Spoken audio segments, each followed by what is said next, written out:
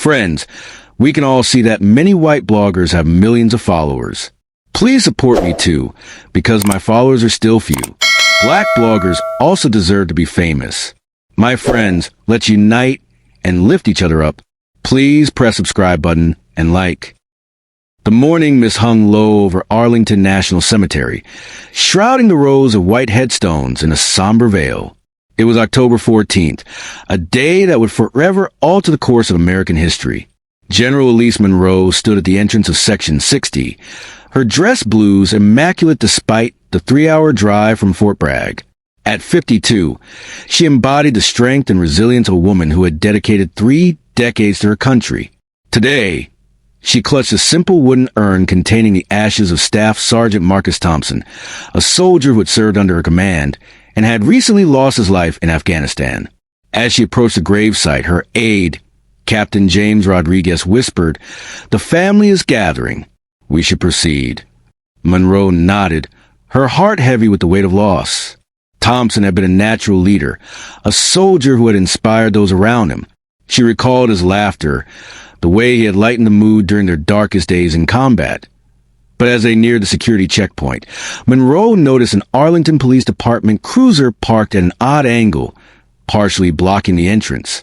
Officer Robert Hasker leaned against the vehicle, scrolling through his phone, seemingly indifferent to the solemnity of the occasion. At 41, Hasker had been on the force for 12 years, but today, he was about to become the focal point of a confrontation that would reverberate across the nation. "Ma'am, this area is restricted," Hasker called out, stepping in front of Monroe as she approached. His hand rested casually on his service weapon, a gesture that sent a chill down her spine. "I need to see your ID." Monroe remained calm, producing her military identification. "I'm General Elise Monroe. I'm here for Staff Sergeant Thompson's burial ceremony." Hasker's eyes narrowed as he scrutinized her uniform. "We get a lot of people trying to crash these ceremonies. Stolen valor is a serious crime." His tone dripped with skepticism. "Officer, my ID is valid federal identification. I'm the keynote speaker at the ceremony, and the family is waiting," Monroe replied, her voice steady. "You can verify my credentials with your supervisor." Hasker pocketed her ID instead of returning it. "I'm going to need you to wait here while I verify this." Monroe felt the tension in the air thicken as a small crowd began to gather behind her. Soldiers in dress uniforms exchanged glances of disbelief. Rodriguez stepped forward, his jaw tight. "Officer, General Monroe is—" "I wasn't talking to you," Hasker snapped, his eyes fixed on Monroe. "You got any other identification? Driver's license? Something real?" The crowd fell silent. Phones were pulled out, and the atmosphere shifted from somber to electric. Monroe could feel the weight of their stares, the disbelief that a decorated general was being treated this way on sacred ground. "Officer Hasker," she said, her voice carrying the authority of her years of service. "What exactly about me doesn't sit right? Is it the uniform, the rank, or is it something else?" "Don't try to make this about something it's not," Hasker shot back, his voice rising. "I'm doing my job. Your job is to provide security for these ceremonies, not to harass attendees," Monroe replied, her tone unwavering. "I've shown you valid federal identification. You have no reasonable suspicion of any crime. Return my ID and let me proceed." Hasker's hand tightened on his weapon, and the crowd murmured. "You're being deliberately confrontational. That's suspicious behavior." "I'm being direct," Monroe corrected. "There's a difference.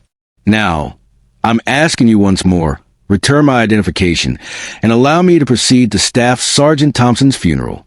The tension escalated as cemetery staff rushed over, and John Martinez, the cemetery administrator, recognized Monroe immediately. "Officer, that's General Monroe. She's on our list for today's ceremony." "I said stay out of it," Hasker barked, his voice cracking like a whip. He was losing control, and Monroe could see it in his body language. "Officer Hasker," she said, her voice calm but firm. "You are pointing a weapon at an unarmed United States military officer on federal property. I need you to think very carefully about what happens next." The crowd gasped collectively as Hasker's hand shook, sweat beading on his forehead. "You're resisting. You're failing to comply. I'm standing still with my hands visible, Monroe stated clearly. I am not resisting. I am not threatening you. I am holding the remains of a fallen soldier, and I'm asking you to lower your weapon.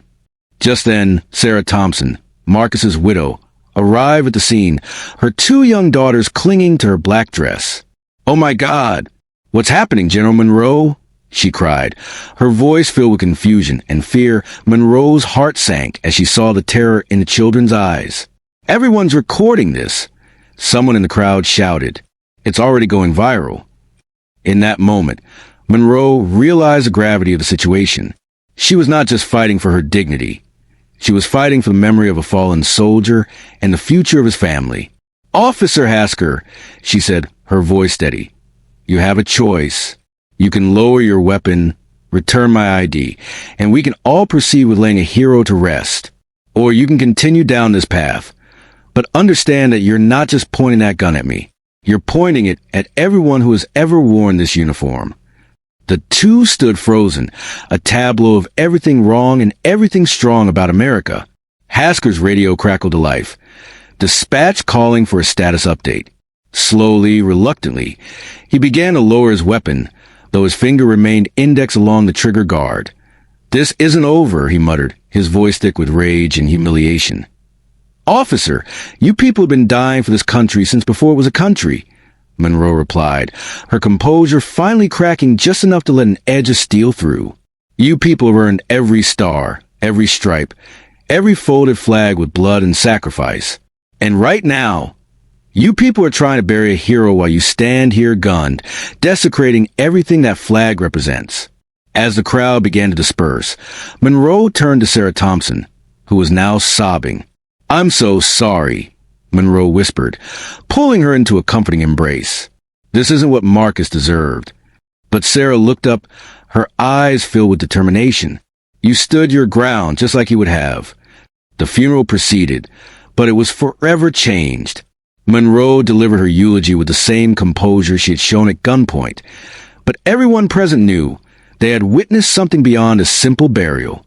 They had seen a collision of 2 Americas, one that served with honor despite the cost, and one that confused power with purpose. As the ceremony concluded, Monroe stood at Thompson's grave, the weight of the day pressing down on her. She had kept her promise to Thompson to see him home, to honor his service, but the fact that she had to do it at gunpoint would haunt her long after the headlines faded, and the weeks that followed. The incident sparked a national conversation about respect, service, and the true meaning of valor. Monroe became a symbol of dignity in the face of degradation, and her story resonated across the country. 5 years later, as she stood in the Rose Garden of the White House, about to receive the Presidential Medal of Freedom, Monroe reflected on the journey that had begun that fateful day at Arlington. The road ahead was long and uncertain, but she had not stepped back. In standing her ground, she had helped America take a step forward as she accepted the medal. She thought of Marcus Thompson, his family, and all those who had stood with her. The fight for justice and dignity would continue, but she knew that together they could move mountains. But just as she was about to step away from the podium, a commotion erupted at the back of the crowd. A figure pushed through the throng, shouting, "General Monroe! General Monroe!" The crowd parted, revealing a young man, his face flushed with urgency. "Wait!" he called out, breathless. "I have to speak to you. It's about Officer Hasker." Monroe's heart raced. She had thought the chapter on Hasker was closed, but the look in the young man's eyes told her otherwise. The crowd hushed, all eyes now on the unexpected interruption. "Please, just a moment," he pleaded, stepping closer. "You need to know what he's been doing since he was arrested. It's not over yet. There's something you need to hear." Monroe exchanged glances with her aides, uncertainty creeping in. The weight of the moment hung heavy in the air, and she could feel the tension building as the crowd awaited her response. "All right," she said, her voice steady but laced with concern. "What do you know?" The young man took a deep breath, his expression shifting from desperation to determination. "It's about the threats he's been making from inside.